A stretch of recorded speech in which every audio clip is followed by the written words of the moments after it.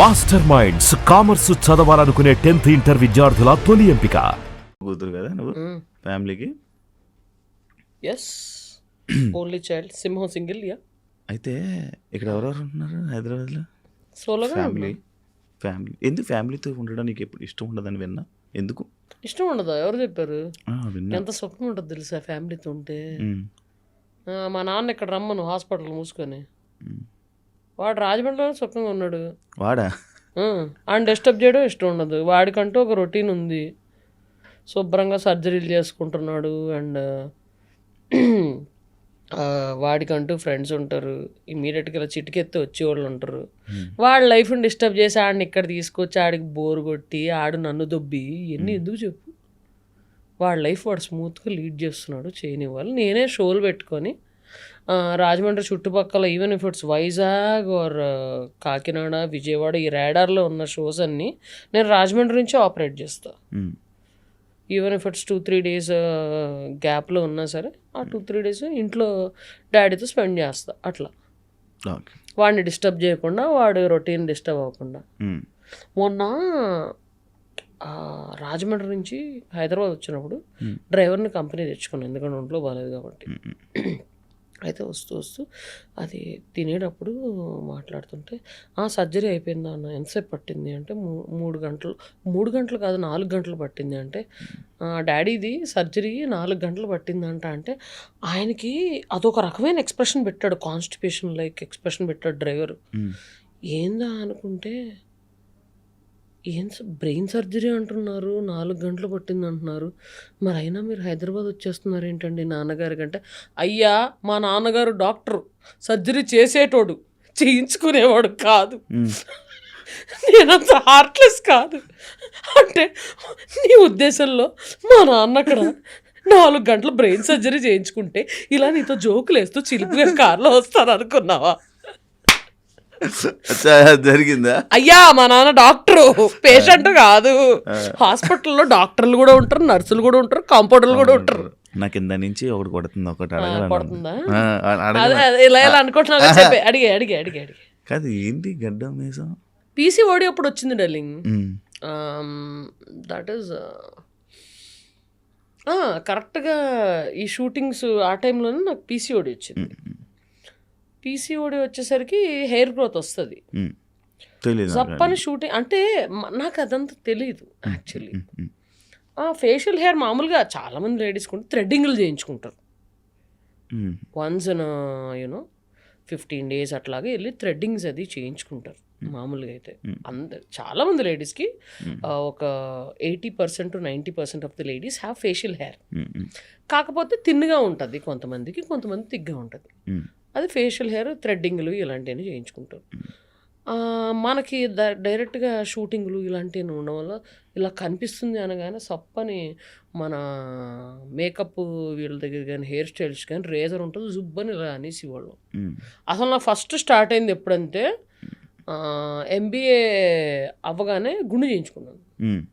గుండు చేయించుకున్నప్పుడు మొత్తం బ్లేడ్ ఇలా వేసాడు, మొత్తం ఇలా వేసాడు బ్లేడ్. ఆ తర్వాత సైడ్ స్టార్ట్ అయింది. ఇంకా ఇక్కడ మామూలుగా అయితే ఇలా స్టార్ట్ అయింది. My mom also has facial hair, but she flux it and threading అది చేయించుకుంటాం. బాగా కనిపిస్తుంది, నాకు ఎక్కువ కనిపిస్తుంది. లేదు, తిరగట్లేదు ఉంది, గట్టిగా ఉంది. అంటే ఈ షూటింగ్ కంటిన్యూటీ ఎక్కడ దాకా ఉందో అక్కడ దాకా పెట్టుకున్నా. మళ్ళీ వెళ్ళగానే తీయించేసుకుంటాను ఎప్పటికప్పుడు. అది ఇప్పుడు ఏదో రోల్ ఆన్ లాంటిది వచ్చింది, దాంతో తీసేస్తే అయిపోతుంది. మళ్ళీ బ్లేడ్ పెట్టానంటే నీ సైజ్ వస్తుందేమో అని భయం. చూడు మన ఎంత బాగుంది చూడు. అంటే మరి నేను కూడా ఇలాగ షేవింగ్ లైవ్ చేశాను అనుకో, మరీ హ్యాండ్సమ్గా ఉంటే కష్టం. హీరోకి లెక్క రోల్ అడిగితే మళ్ళీ నీకు ఇబ్బంది అవుతుంది. నాకు మాట్లాడుతుంటే ఇట్టి చట్టి అట్టించి ఇట్టి కనెక్ట్ అయిపోతున్నాను నేను.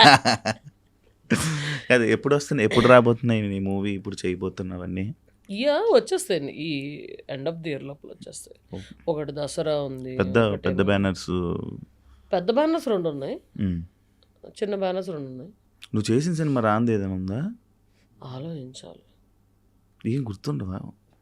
నువ్వు లైఫ్లో నార్మల్ నువ్వు ఎలా ఉంటావు? ఏం ఇలాగే జరుగుతుంది ఉంటా. అంటే ఏం జరుగుతుంది అది జరగడానికి వెళ్ళిపోతావా? అంతే మరి. ఏమన్నా నీ చేతిలో ఉంటుందా? ఉమ్, ఏముండదు.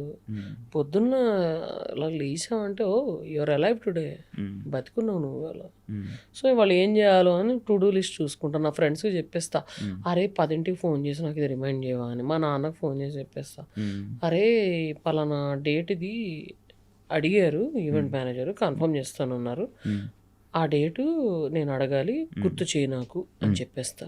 ఉమ్, అట్లా చెప్పేసి పడుకుంటా. Okay.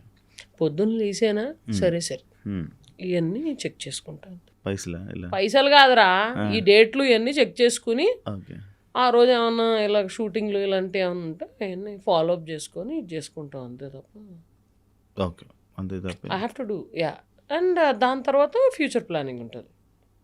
Okay hmm we I mean next ఏదన్నా ఇది ఉందా, um, I have to go and sit in meeting, లేకపోతే నరేషన్ ఏమైనా వినాలా అట్లాంటి. నువ్వు అమ్మాయి కదా? ఆహా, ఆగు విని పూర్తిగా. ఆ, మాలేసుకుంటున్నావు, తప్పు కాదా? వేసుకుంటా. తప్పెందుకు అవుతుంది? అంటే పార్వతీదేవి శివదీక్ష చేయలేదా? 45 ఫస్ట్ స్టార్ట్ చేసిందే పార్వతీదేవి శివదీక్ష చేసింది. అంటే ఇలాగా టాబ్లెట్స్, ప్రాబ్లమ్స్ ఉంటాయి, ఇంజెక్షన్స్. ఇష్యూ అవదా? అంటే యూట్రస్తో నాకు పెద్ద పని లేదు. పెళ్లి చేసుకుని పిల్లలు కానీ వాళ్ళకి పని ఉంటుంది యూట్రస్తో, నాకెందుకు. పెద్ద స్టేట్మెంటే, పెద్ద స్టేట్మెంట్. పెద్ద స్టేట్మెంటే. Okay. So actually so I mean చెప్పు, ఏదో అదే చెప్పాలనుకుంటున్నా చెప్పు. చెప్తున్నా కదా చెప్పు. ఇలాగ స్టెరాయిడ్స్ అవి తీసుకొని ఉమ్, కంట్రోల్. పీసీఓడి వల్ల ఫస్ట్ ఆఫ్ ఆల్ 2-3 నెలలకు ఒకసారి వస్తుంది.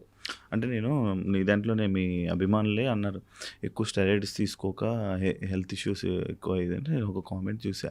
మీ అభిమానులు నీ గురించి అంత ఆలోచిస్తుంటే ఎందుకంత అవసరమా? ఏమైనా సైడ్ ఎఫెక్ట్స్ అవుతాయి వాటి వల్ల? యూట్రస్ తీసేస్తారు. తీసేసి అమ్మయ్యా అనుకుంటా. అమ్మయ్యా. నెల ఎవడబడతాడా పీరియడ్ పెయిన్ ఇవన్నీ.